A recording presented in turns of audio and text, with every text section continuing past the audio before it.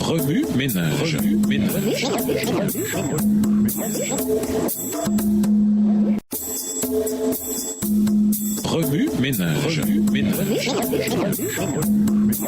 Bienvenue dans votre émission. Remue ménage. Nous voilà à la leçon 10. Jésus ouvre le chemin au travers du voile. Lisons Hébreux 10. Hébreux chapitre 10. En effet, la loi qui possède une nombre des biens à venir et non l'exacte représentation des choses ne peut jamais, par les mêmes sacrifices qu'on offre perpétuellement chaque année, amener les assistants à la perfection. Autrement, n'aurait-on pas cessé de les offrir parce que ceux qui rendent ce culte, étant une fois purifiés, n'auraient plus eu aucune conscience de leur péché? Mais le souvenir des péchés est renouvelé chaque année par ces sacrifices, car il est impossible que le sang des taureaux et des boucs ôte les péchés. C'est pourquoi Christ, entrant dans le monde, dit « Tu n'as voulu ni sacrifice ni offrande, mais tu m'as formé un corps. » Verset 6. Tu n'as agréé ni holocauste ni sacrifice pour le péché, alors j'ai dit, voici je viens. Dans le rouleau du livre, il est question de moi, pour faire, ô Dieu, ta volonté. Après avoir dit d'abord, tu n'as voulu et tu n'as agréé ni sacrifice ni offrande, ni holocauste ni sacrifice pour le péché, ce qu'on offre selon la loi, il dit ensuite, voici je viens pour faire ta volonté. Il abolit ainsi la première chose pour établir la seconde. C'est en vertu de cette volonté que nous sommes sanctifiés par l'offrande du corps de Jésus-Christ, une fois pour toutes. Verset 11. Et tandis que tout sacrificateur fait chaque jour le service et offre souvent les mêmes sacrifices qui ne peuvent jamais ôter les péchés, lui, après avoir offert un seul sacrifice pour les péchés, s'est assis pour toujours à la droite de Dieu, attendant désormais que ses ennemis soient devenus son marchepied. Car par une seule offrande, il a amené à la perfection pour toujours ceux qui sont sanctifiés. C'est ce que le Saint-Esprit nous atteste aussi, car après avoir dit, voici l'alliance que je ferai avec eux après ces jours-là, dit le Seigneur, je mettrai mes lois dans leur cœur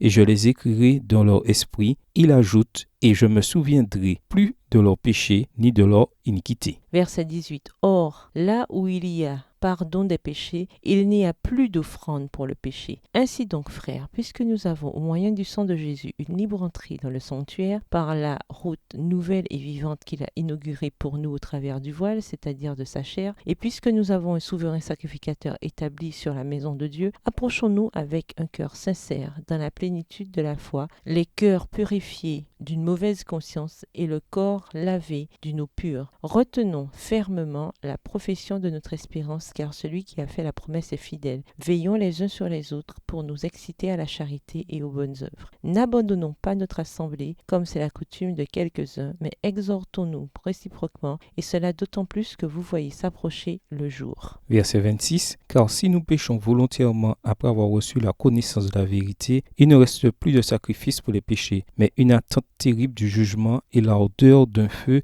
qui dévorera les rebelles. Celui qui a violé la loi de Moïse meurt sans miséricorde sur la déposition de 2 ou de 3 témoins. De quel pire châtiment pensez-vous que sera jugé digne celui qui aura foulé aux pieds le Fils de Dieu, qui aura tenu pour profane le sang de l'alliance par lequel il a été sanctifié et qui aura outragé l'esprit de la grâce? Car nous connaissons celui qui a dit « À moi la vengeance, à moi la rétribution » et encore le Seigneur jugera son peuple. Verset 31. C'est une chose terrible que de tomber entre les mains du Dieu vivant. Souvenez-vous de ces premiers jours où, après avoir été éclairés, vous avez soutenu un grand combat au milieu des souffrances. D'une part, exposé comme en spectacle aux opprobes et aux tribulations, et de l'autre vous associant à ceux dont la position était la même. En effet, vous avez eu de la compassion pour les prisonniers, et vous avez accepté avec joie l'enlèvement de vos biens, sachant que vous avez des biens meilleurs et qui durent toujours. N'abandonnez donc pas votre assurance à laquelle est attachée une grande rémunération.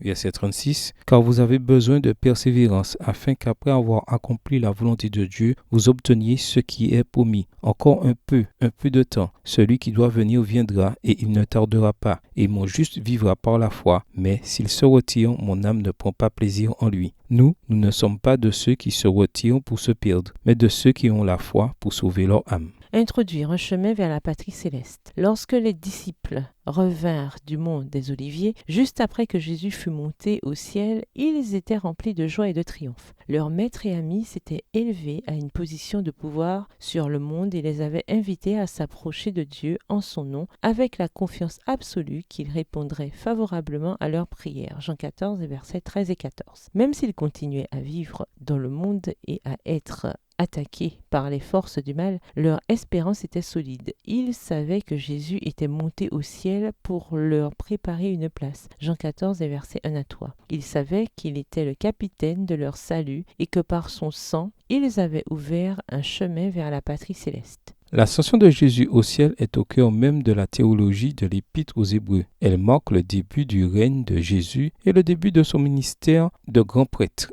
en notre faveur. Enfin, et plus important encore, l'ascension de Jésus marque le moment où la nouvelle alliance, qui nous fournit les moyens de nous approcher de Dieu avec assurance par la foi, a été inaugurée. Nous avons désormais le privilège de nous approcher de Dieu avec assurance grâce à Jésus et au mérite de sa justice. Remue-ménage. Écrivez Hébreux 10 à partir de la version biblique de votre choix. Si vous êtes pressé, écrivez Hébreux 10, versets 19 à 22. Vous pouvez également réécrire le passage avec vos propres mots, tracer les grandes lignes du chapitre ou en faire une carte heuristique. Au revoir. Et à demain si Dieu veut.